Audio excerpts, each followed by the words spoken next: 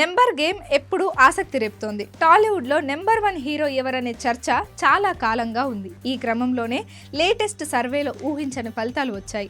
ఒకప్పుడు Tollywood number 1 hero ఎవరంటే ఎన్టీఆర్, ఆ తర్వాత చిరంజీవి. ప్రస్తుతం అరడజన్కు పైగా బడా హీరోలు ఉన్నారు. వీరిలో నెంబర్ 1 ఎవరు, టాప్ 5 ఎవరో తేలిపోతుంది. ప్రముఖ బాలీవుడ్ మీడియా మార్క్స్ దేశవ్యాప్తంగా ఉన్న మూవీ లవర్స్ అభిప్రాయాలు సేకరించి టాలీవుడ్ టాప్ 10 హీరోలు ఎవరో తేల్చేసింది.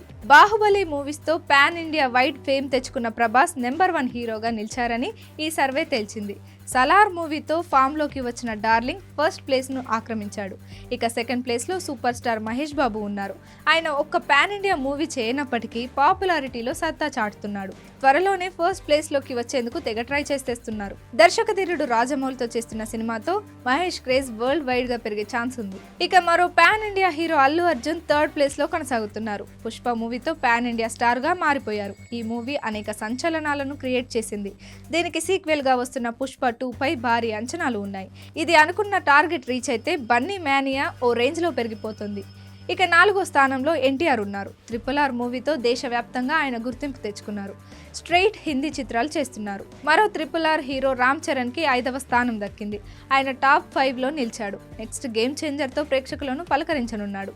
ఈ మూవీపై భారీగా అంచనాలున్నాయి. రామ్ చరణ్ కెరియర్ను ఓ రేంజ్కు తీసుకెళ్తుందనే నమ్మకంతో ఉన్నారు ఫ్యాన్స్. రాజకీయంగా బిజీ అయిన పవన్ కళ్యాణ్ 6వ స్థానానికి పరిమితమయ్యారు.